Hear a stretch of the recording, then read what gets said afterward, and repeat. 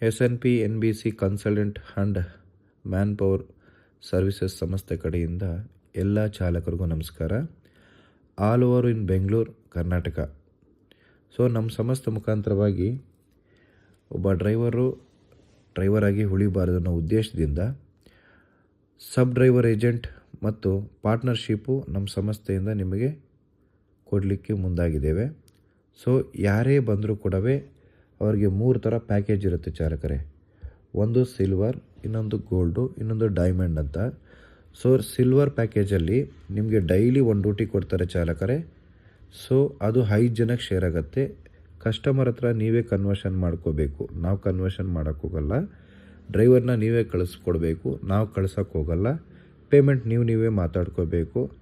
ಅದು ಡ್ಯೂಟಿ ಲೆಕ್ಕಾಚಾರ ಆಗುತ್ತೆ. ಒಬ್ಬ ಕಸ್ಟಮರ್ 1 ತಿಂಗಳು ತೊಗೊಂಡ್ರೆ ನಿಮಗೆ ಒಂದೇ ಡ್ಯೂಟಿನೇ ಕೌಂಟ್ ಆಗುತ್ತೆ. 2 ದಿವಸ ತೊಗೊಂಡ್ರು ಒಂದೇ ಕೌಂಟ್ ಆಗುತ್ತೆ. ನಾವು ತಿಂಗಳಿಗೆ 30 ಡ್ಯೂಟಿ ಕೊಡ್ತೀವಿ ಅಷ್ಟೇ.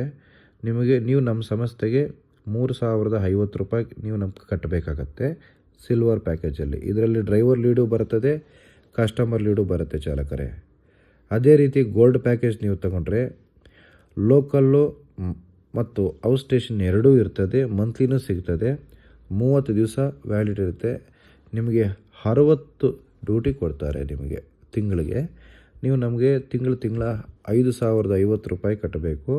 ಅಡ್ವಾನ್ಸ್ ಪೇಮೆಂಟು 10,100 ರೂಪಾಯಿ ಪೇಮೆಂಟ್ ಮಾಡಬೇಕಾಗತ್ತೆ ಚಾಲಕರೇ. ಅದೇ ರೀತಿ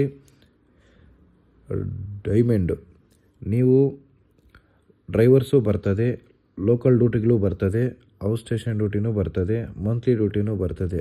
30 ದಿವಸಕ್ಕೆ 90 ಡ್ಯೂಟಿ ಕೊಡ್ತಾರೆ ನಿಮಗೆ.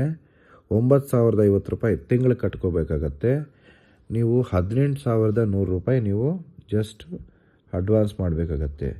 ನಮ್ಮಲ್ಲಿ ರಿಜಿಸ್ಟ್ರೇಷನ್ ಮಾಡಬೇಕು ಅಂದರೆ MSME certificate, DL, Aadhaar card, pan card, ration card, police verification, electricity bill, rental agreement, ration card, photo ಕೊಡಬೇಕಾಗತ್ತೆ. Credit card, debit card, UPI etcetera ಎಲ್ಲನೂ ಇರ್ತದೆ. ನಮ್ಮ ಸಂಸ್ಥೆ ವಿಜಯನಗರ, RR ನಗರದಲ್ಲಿ 2 ಕಡೆ ಆಫೀಸ್ ಇರುತ್ತೆ ಚಾಲಕರೇ. ಇದರ ಉದ್ದೇಶ ಏನು ಅಂತಂದರೆ ಶೇರಿಂಗ್ ಲೀಡ್. ಒಂದು ಡ್ಯೂಟಿನ ನಿಮ್ಗೆ 5 ಜನಕ್ಕೆ ಕೊಡ್ತೀವಿ.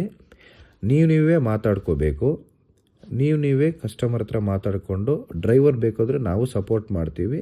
ನಿಮ್ಮ ಕಡೆಯಿಂದ ಡ್ರೈವರ್ ಇದ್ದರೆ ನೀವೇ ಮಾಡ್ಕೋಬೋದು. ಕೆಲವರು ಕೇಳ್ತಾರೆ, ಸರ್ ನಮಗೆ ಒಂದು ಡ್ಯೂಟಿ 10 ದಿವಸ ಆದರೆ 10 ದಿವಸ ಒಂದೇ ಡ್ಯೂಟಿ ಕೌಂಟ್ ಆಗುತ್ತೆ ಅಂತ ಕೇಳ್ತಾರೆ.